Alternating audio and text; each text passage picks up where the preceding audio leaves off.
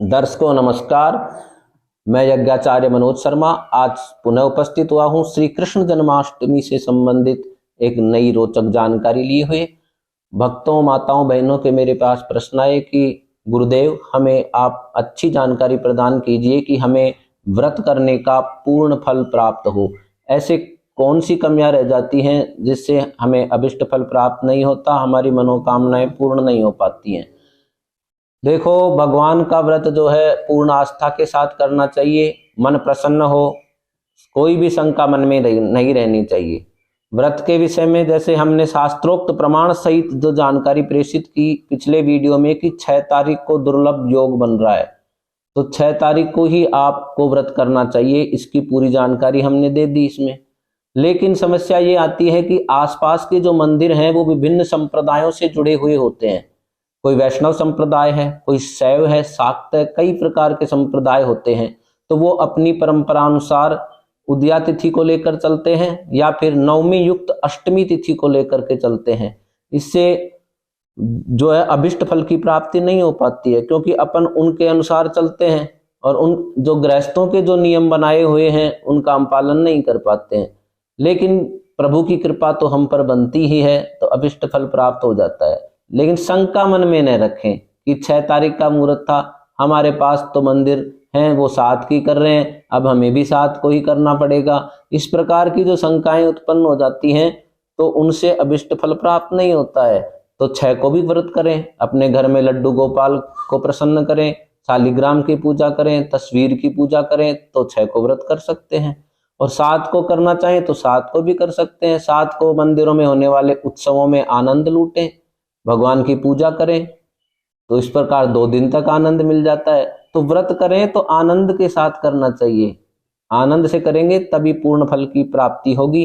अब कई बिंदु हैं जिनसे अभिष्ट फल प्राप्त नहीं हो पाता है। पहला बिंदु है कि हमें व्रत के नियमों की जानकारी नहीं होती, इसलिए व्रत भंग हो जाता है। तो व्रत के नियम सामान्य जानकारी दे दूं, इसके लिए हम एक अलग से वीडियो बनाएंगे विस्तार से जानकारी देने के लिए, परंतु सामान्य बातें इस प्रकार हैं। ब्रह्मचर्य का पालन करें। व्रत के दिन, जन्माष्टमी के दिन विशेष रूप से भोजन अन्न ग्रहण न करें। घर का बना हुआ ही पदार्थ, पेय पदार्थ, फल इत्यादि उपयोग करें। बाहर से मंगाई हुई फलाहारी चीजें सेवन न करें। आजकल फलाहारी नमकीन, व्रत वाली भोज्य सामग्री ये लेकर मंगवा लेते हैं। माताएं चिंतित रहती हैं, वो नमकीन वगैरह ये खाती हैं, इससे व्रत का अभिष्ट फल प्राप्त नहीं होता है। तो ये कुछ जानकारियां। इसके अलावा दूसरा बिंदु आता है तुलसी माता की पूजा। श्री कृष्ण भगवान की पूजा में तुलसी का विशेष महत्व है। इस दिन भगवान का श्रृंगार अवश्य करें, परंतु तुलसी माता के आसपास के क्षेत्र को साफ रखें, माता को चुनरी उड़ाएं और उसके नीचे दीपक अवश्य जलाएं। दीपक जलाकर फिर पूजा करें तो फल 4 गुना हो जाता है।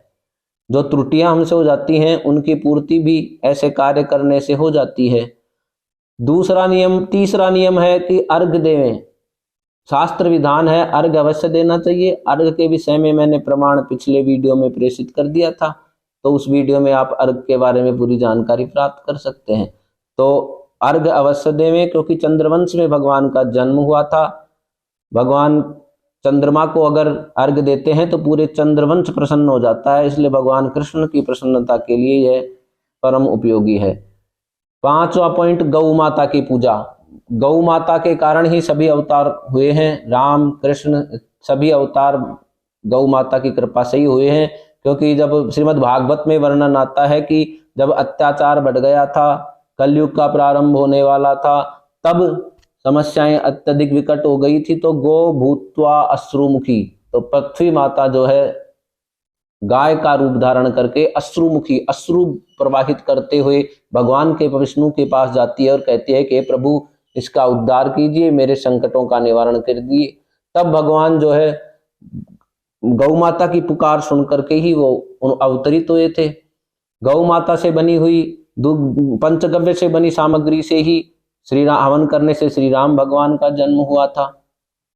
बलि, राजा बलि था, उससे बचाने के, दैत्यों से जो है भगवान उद्धार करने के लिए, देवताओं को बचाने के लिए उन्होंने वामन अवतार धारण किया था, तो माता अदिति ने पयोव्रत धारण किया था गौ माता का। इसलिए गौ माता का विशेष महत्व है और भगवान को गोपाल कहा जाता है, क्योंकि वो गायों से ही प्रसन्न होते हैं। गावो विश्वस्य मातरः, गायें विश्व की माताएं हैं। तो गौ माता की इस दिन अवश्य पूजा करें, अपनी सामर्थ्य अनुसार चारा इत्यादि डालें और सेवा करके आए, तो उससे फल चौगुना हो जाता है। चौगुना फल मिलने से अपने से कोई ये त्रुटियां रह जाती हैं, मन में शंकाएं रहती हैं, तो उनका निवारण हो जाता है। इस प्रकार से जो कमियां रह जाती हैं वो उधर कई गुना वृद्धि होती है, उससे बराबर होकर के हमें संपूर्ण फल प्राप्त हो जाता है। तो उम्मीद है आपकी सभी शंकाओं का निवारण हो गया होगा। मिलेंगे अगले वीडियो में एक रोचक जानकारी के साथ। और हाँ, अगर आपको मेरे वीडियो शास्त्र प्रमाण युक्त अच्छे लगते हैं तो आप मुझे सब्सक्राइब करें, इस वीडियो को लाइक करें। अपने कोई सुझाव हो, आपके कोई प्रश्न हो, तो आप कमेंट बॉक्स में प्रश्न अपने अवश्य भेजें, ताकि हम हमारे अगले वीडियो में जानकारी प्रेषित करते रहें। तब तक जय श्री राम।